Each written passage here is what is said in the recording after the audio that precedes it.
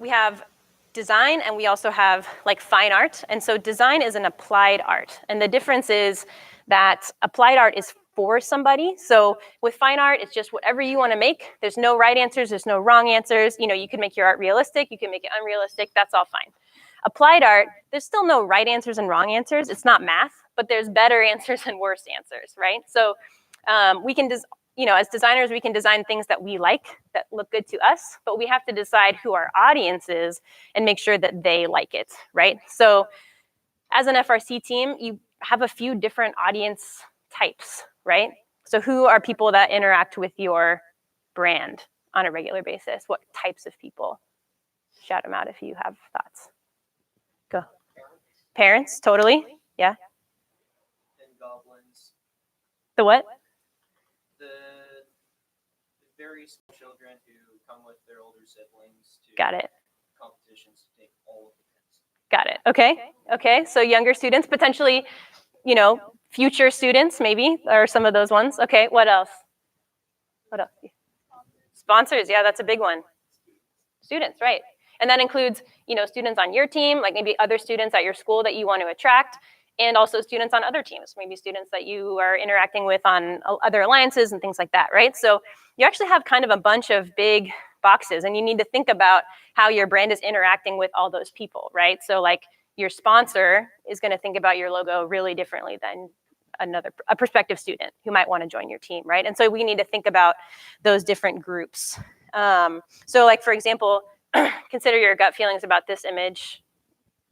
118's robot from a couple years ago, right? So you have some gut feelings about that, probably, most likely. And so we just want to be aware of what other folks' gut feelings are about yours. So, so for example, I have on here, you know, what types of gut feelings might someone have about your team brand? It could be that you're really high performing. It could be that you're really friendly. It could be that you're really helpful. Could be that you're really fun-loving, like if your team is the one that's always leading cheers in the stands, right? Those are all valid brand identities, right? What's important is knowing kind of what your lane is and expressing that through the brand identity. Does that make sense? So there's like a whole bunch of different spins that you could go. It's interesting with a competitive space, right?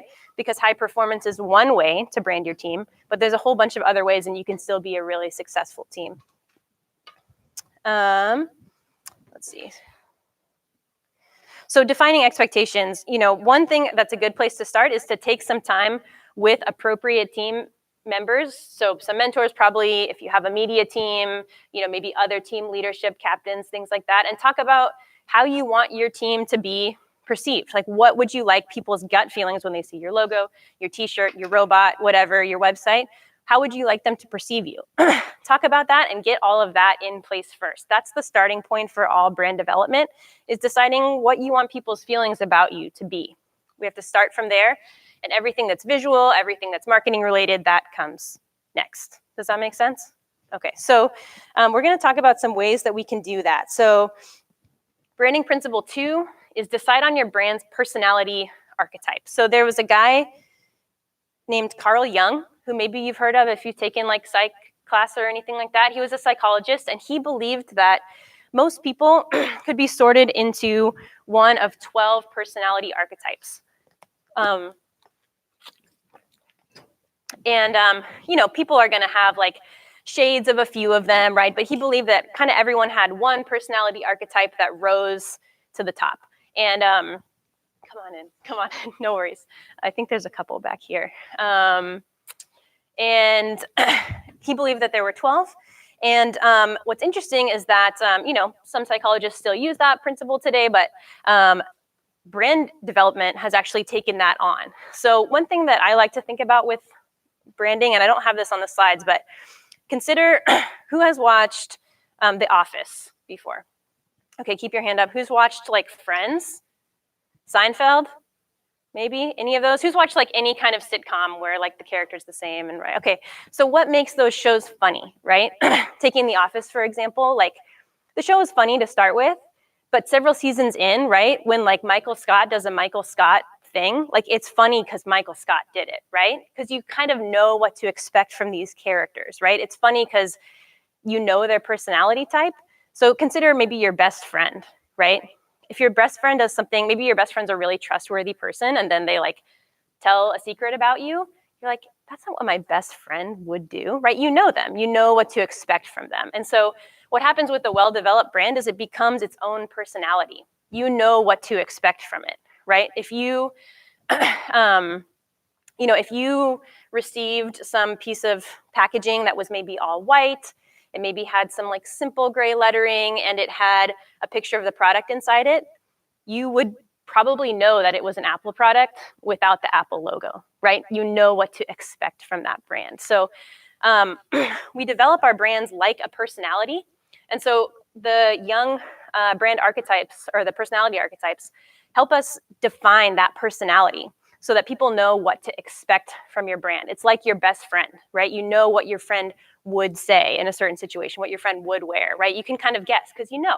And a well-developed brand is like that as well. So we're going to go through these. I'm going to read them.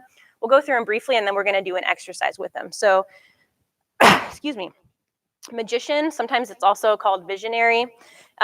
Sage, innocent. Rebel, which is also called outlaw. Jester, lover. Explorer, ruler. Caregiver. Every man/every woman.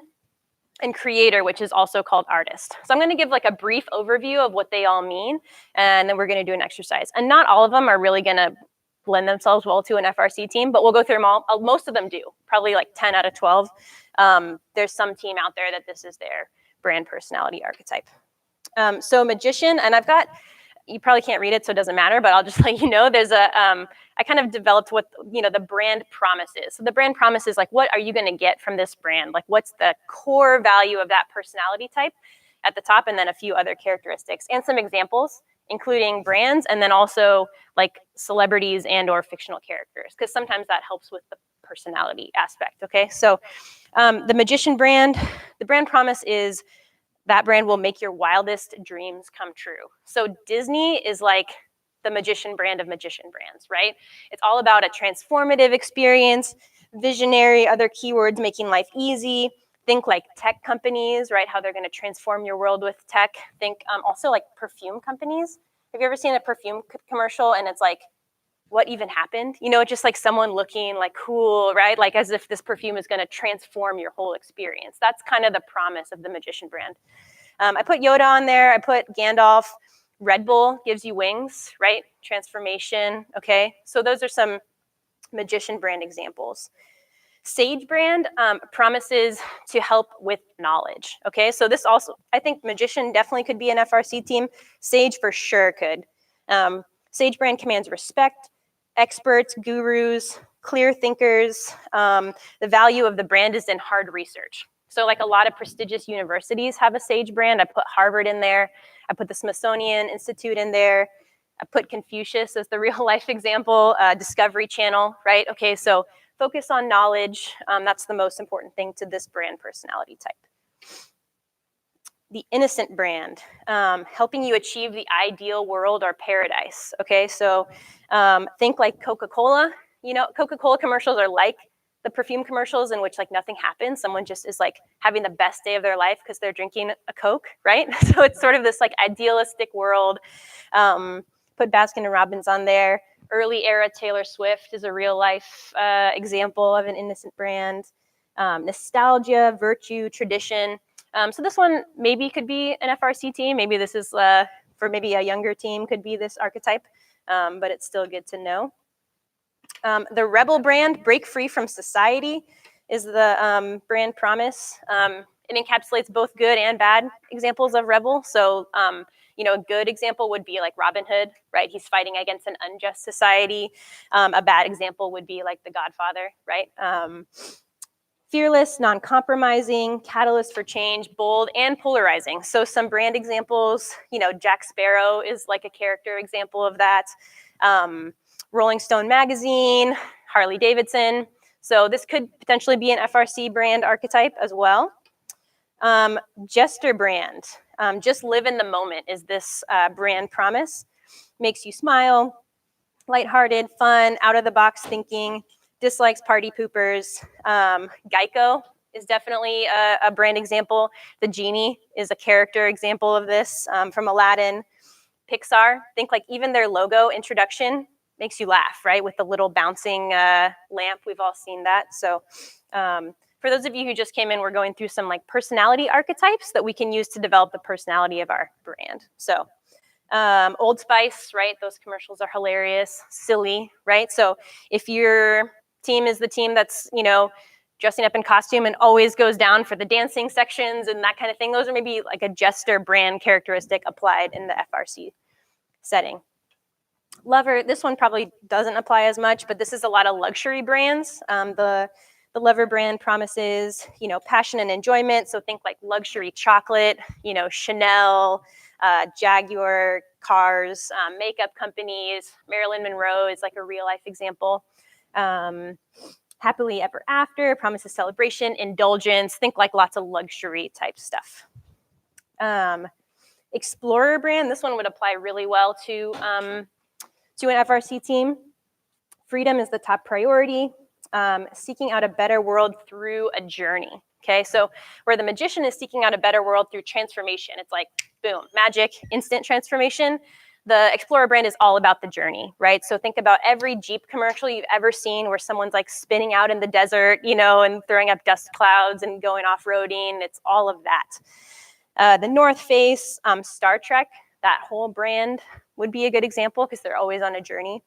So seeking transformation, but through like leap of faith, journey, that's kind of stuff. So definitely applicable. Ruler focuses on stability through leadership, high quality and expensive brands. So like Mercedes-Benz, we talked about that earlier. That would be an example of that. Mufasa is a great character example of maybe the good side of this. Darth Vader is an example of maybe the bad side of this. Influence, wealth, things like that. Caregiver brand, I would put this one with Lover as maybe the only other one that doesn't apply super much to the FRC setting, but just so you know about it. The brand promises I'll be there for you, building trust, non-confrontational, focus on others. Campbell's Soup is an example. I have Marriott on here or any other hotel that promises like, we're really gonna take care of you while you're here, that kind of thing. Mary Poppins is like a character example. Just a couple more. Hero, improve the world through conquering a challenge. So where Explorer brand is more about the journey to get to the conquering of the challenge, Hero brand is more about the action of having conquered the challenge, right? So Nike, just do it, right? Get it done. Nike's brand promise isn't just explore the journey of your athletic success. It's like, no, boom, get it done. So Katniss Everdeen is my character example. It's that kind of thing. I also put the US Air Force, like a lot of military promo stuff is in this vein as well. Ambitious, solving problems, things like that. The Every Man, Every Woman, this one definitely also applies to a lot of FRC teams as well. This brand promise is, I'm just like you. So picture, I've got like Planters Peanuts, Dunkin' Donuts, Trader Joe's, Neville Longbottom. Okay, so this is the like approachable, not lofty, very approachable. And you'll notice a lot of brands that have a mascot for their logo. Think like the Michelin Man, the Pillsbury Doughboy. Those are all Everyman brands, and they kind of give you that mascot as someone to identify with. So if your team already has a mascot, that could be a candidate for you. Not pretentious, universal, ordinary people, the simple things in life, and ideas of being really genuine. And then the creator artist, also definitely applicable to FRC teams. The brand promises we're going to create something entirely new, focus on imagination, beauty, self-expression. So again, back to kind of magician is creating things for the sake of transformation, magically, right? Visionary. This is more creation for creation's sake because it's enjoyable. Think like Pinterest, Lego, Crayola, and I put Tony Stark on there as a character example. So let's see if I missed anything. Innovator, entrepreneur, things like that. So those are the 12 archetypes. What I want to do now is like a quick exercise where I want you to pair up with one other person who is not a part of your team. We could do maybe a couple groups of 3 if we have an odd number, but Try to find just one other person who's not on your team. And I want you to pitch your team to them, like explain what your team does, kind of your process, what kind of robots you build, if you have any visuals, what they look like, anything you can think of. Spend about 5 minutes, and then I want the other person to say what archetype they think that your team is. And then after 5 minutes, we'll switch and then do it the other way around. Because it can be really helpful to get outside. A lot of times we want to be like, I'm a hero brand, but not all of us are, and that's totally fine. There's a lot of different ways to go around this, and so getting some, input from outside eyes on kind of what your team brand might already be, and maybe where you want to go. You could talk about goals too. Maybe it's not really where you want to be, but what you'd like to project is X, Y, and Z. Does that make sense? Okay, we'll try it. I'll give you like kind of a 5-minute warning when it's about time to switch people, and then we'll come back together after about 10 minutes.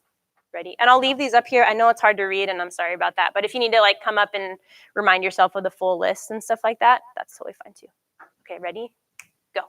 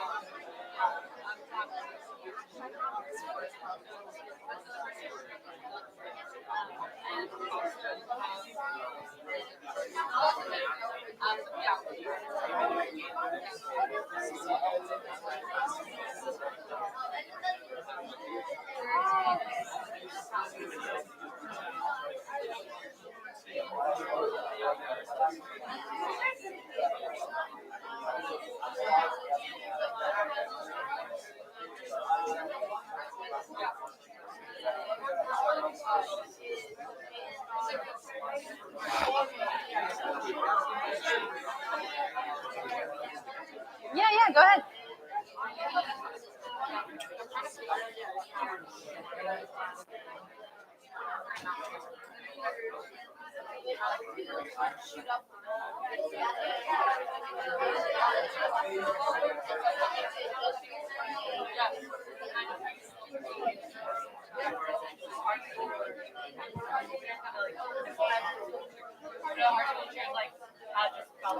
All right, if you haven't switched partners, switch partners.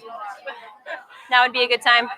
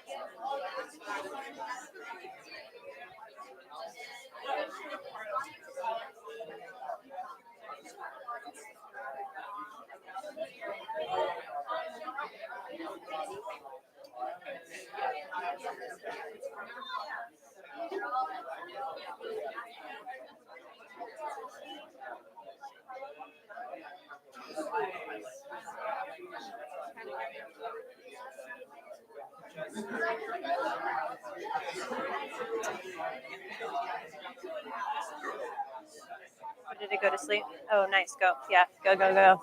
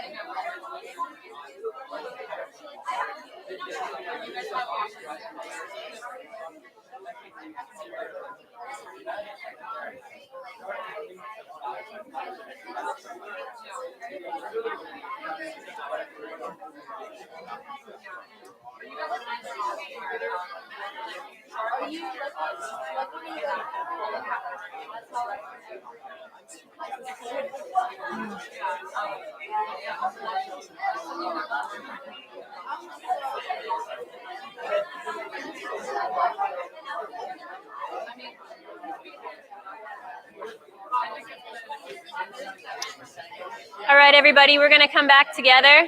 So go ahead and wrap up your conversations.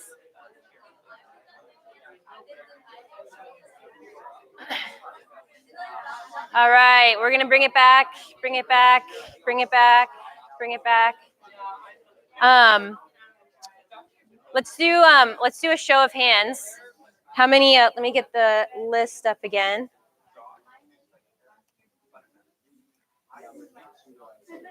How many of you thought that your team's brand was probably the Magician or Visionary brand? No? Okay. How about Sage brand? Any Sage brands? Yeah, Sage brand over there. Okay. Innocent brand? No, that's not surprising. Rebel/Outlaw brands? What about Jesters? I need lots of Jesters. Okay, I like it. We like to have fun. Lover brands, probably not. That doesn't super apply. Explorer brands. Explorer brands, very cool. Ruler brand. Anybody pick Ruler? Cool. Caregiver brand. Probably not. Hero brand. What about Everyman brand? Any Everymans? Cool, Everymans. And creator or artist / artist brand. One of those. One, maybe, kind of. Okay, cool, cool.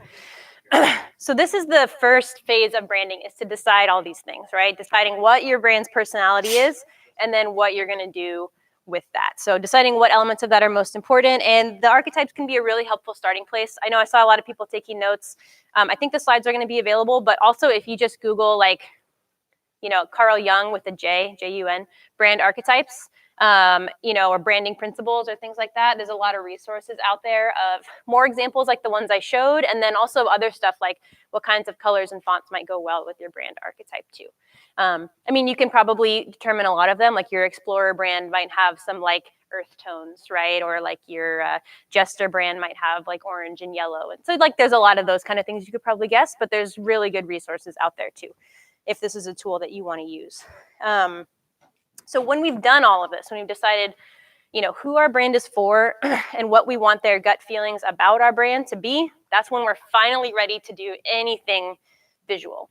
So I know probably a lot of teams already have logos and things like that. And so if this is a process that you're going to go through with your leadership team and your media team, it might end up with a new logo. It might end up with the same logo, but kind of changing the way that you know, package it, other elements like your website or print materials, or I don't know. There's a lot of things about expression. But if you already are kind of like have a few things in place and you're going through this, just be open to the idea that maybe it ends in a full rebrand. Maybe a lot of what you have stays, but you just kind of get more focused and what's the word? Intentional about it. So, so this is when we start talking about colors. You definitely can't read this. I knew you probably wouldn't be able to read it on the screen either, but I did want you to have it in the slides because you could look through it later. But it has a list of a whole bunch of different feelings that every color gives you. So, and I put the color wheel here because the first, you know, primary distinction is between warm and cool colors, right? So we've got, you know, really from like green over here, so like red through yellow and some, you know, lighter greens is warm.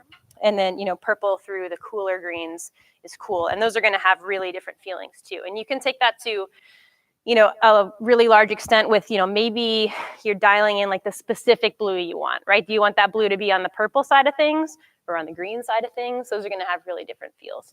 And know that most colors have a lot of different things that they mean. So for example, red is in a lot of, you know, we showed the McDonald's and In-N-Out logos. Like pretty much every fast food chain includes red, right? Because it goes with feelings of appetite, feelings of like desire. That's why a lot of like, you know, like Valentine's stuff, right, is red. But also it can mean anger, right? It can mean a lot of different things. So green can mean growth, nature, things like that, but it can also mean envy. So going through kind of all the stuff that, it doesn't mean that just because your logo is green, someone's going to think your brand identity is envy, but going through and knowing like kind of all the different shades of your color and what exactly they can mean is really helpful. Just going to hit like a couple of highlights on some of the primary colors. Blue, ideas of authority, stability. Pretty much every law firm that you're going to see is going to include blue, right? Reliability, ideas like that. So maybe if you're a Sage brand, blue is a great spot to be in. Blue is great for a lot of things, but that's one of them. Green, like I said, you know, health, nature, things like that. Yellow, sunshine, friendliness, surprise. Orange, cheerfulness, optimism, spontaneity. Reds, like I said, you know, it could be aggressiveness, but it could also be passion, strength. Purple, sophistication, mysteriousness. If you're a magician brand, purple could be a really great spot to land. And then white, right? White's a color. White says stuff. It says, you know, purity, pristine. You're probably going to use it as an accent color. It can't be your only color, right? But ideas of that.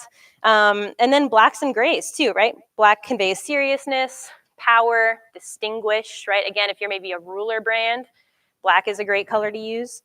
And then grays, ideas of just kind of like classic, neutral, logical, things like that. So you really want to take all those into consideration. Once you have your brand personality, what colors make sense for that personality? I like to come always back to the idea of your best friend and how you know what they would do, right? If your best friend is like a pretty, maybe like kind of a shy person, a more subdued personality, and then they show up in like, you know, knee-high socks that are alternating orange and green one day, you're like, wow, okay, that's new for you, right?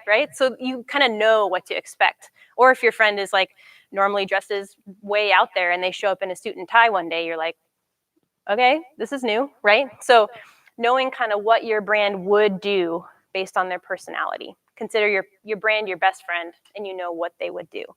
And then fonts, again, I sort of didn't expect that you would be able to read this, but it'll be in the slides for you.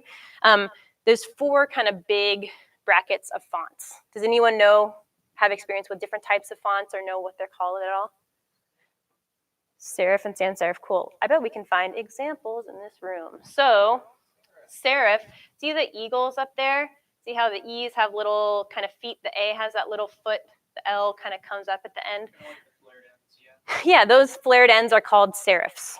So any font that has them, the like Oedipus the King back there is a serif font. That's a really nice classy one. You get the idea. Wander on the cabinet back there, that's a serif font. So anything with those little feet, that's a serif. Sans, anybody studying French? Any French? Okay, so yeah, you don't pronounce the S, but in English we do. Sans means without in French. So sans serif is any font that doesn't have those serifs. So like this one right here is a sans serif. Exit's a sans serif. Classroom. And so those say a lot of different things. Then you would have a script or a handwritten font. So like Not All Who Wander. I mean, you know, anything that looks like cursive, right? Designed to look like cursive. And then we have what are called decorative fonts, which is a big bucket for like everything else, basically. So see the like in context poster, third from the left over there? How in context looks all like jagged and stuff, right? That's a decorative font. Another one would be the like namesake poster right there. Another one would be, yeah, it's like kind of a decorative, it's got little serifs, but it's not really like a classic sans serif. Obviously there's a lot of like overlap of these categories too, but those are the 4 big buckets. So what those fonts tend to say in general, right? A serif is gonna say like tradition, a serif is gonna say, you know, classic, a serif is gonna say distinguish. So think your Sage brands, your Ruler brands, maybe your Magician brands, it kind of depends. Sans serif is gonna say modern, clean, sleek, maybe more approachable sometimes. Generally sans serif fonts are what's a little bit more popular in general right now. You're seeing them a lot for most things. So those are pretty neutral right now, but if they're gonna say something, they say sleek, modern, approachable. And then script fonts are gonna say, you know, also tradition, but maybe in a different way. Depending on what kind they are, they might give like a hand touch. A Jester brand might do well with a handwritten font, potentially. A Innocent brand might do well also. And then decorative fonts are kind of everything else, and they can obviously go a lot of different directions. But in general, they're less formal. And in general, you want to use them in teeny, tiny like amounts. So you really want to be sparing if you're using a super decorative font. Like maybe that's just your team name, you know, in the logo, and you never use it anywhere else, right? Or maybe you just use it in really big headings on the website and nowhere else. Okay, so you want to be really sparing if you've got something that's like super decorative. So those are the first, you know, big decisions that you want to make, and then logo would come after that, and that's a whole other class as well. But these decisions are the most important part for the whole branding expression, and the logo stuff flows naturally out of that. So the last one, make a brand standards guide and stick to it. That's branding principle number 4, no matter what.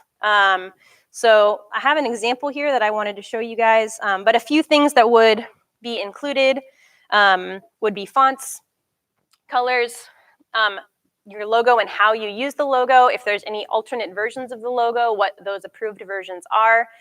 It could be web page layouts, it could be email blast layouts, it could be your social media graphics.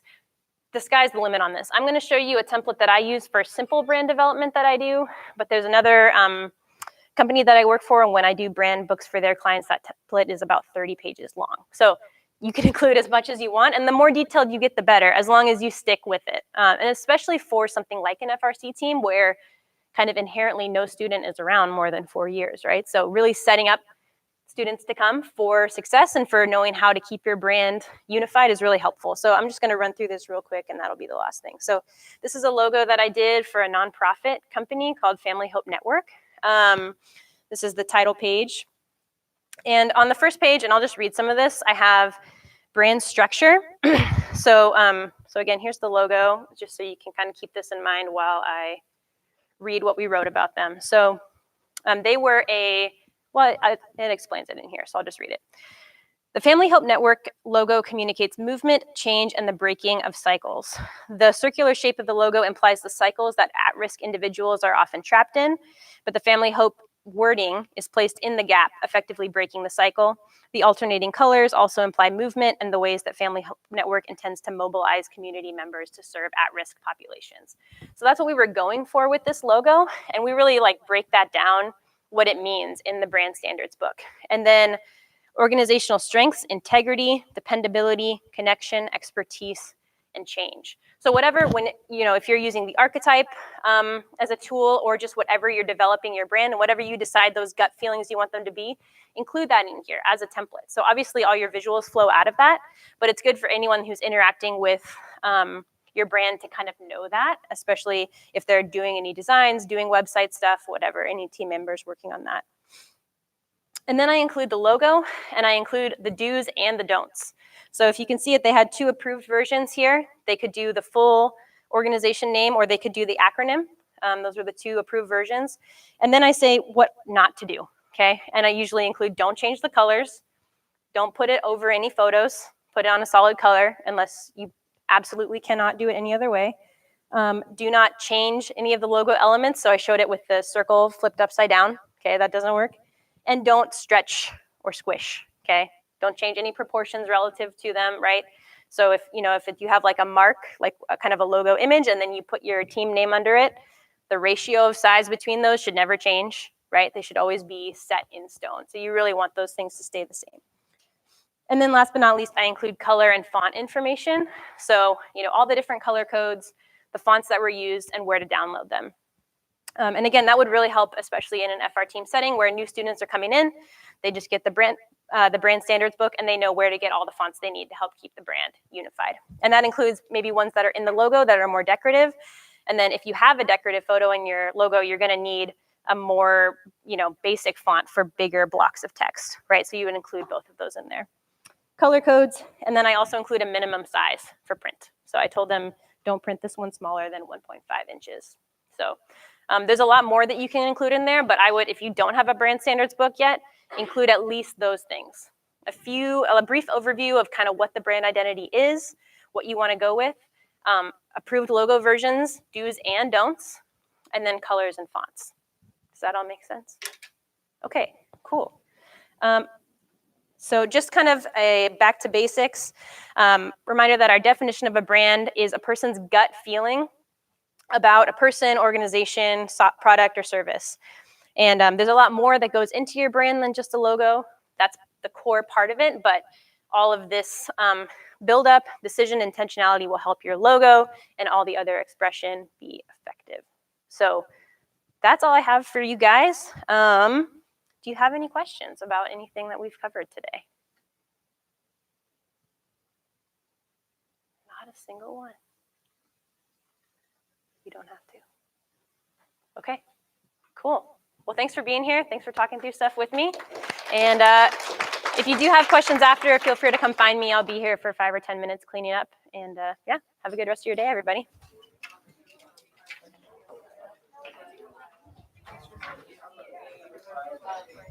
Good luck.